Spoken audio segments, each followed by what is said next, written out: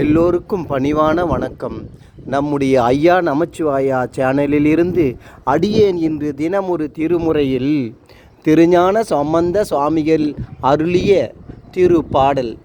சேற்றெழுந்த மலர்கமல செஞ்சாலி கதிர்வீச வீற்றிருந்த அன்னங்கால் விண்ணோடு மண்மறைகள் தோற்றுவித்த திருத்தோணி புறத்தீசன் துலங்காத கூற்று தைத்த திருவடியே கூடுமா கூறீரே.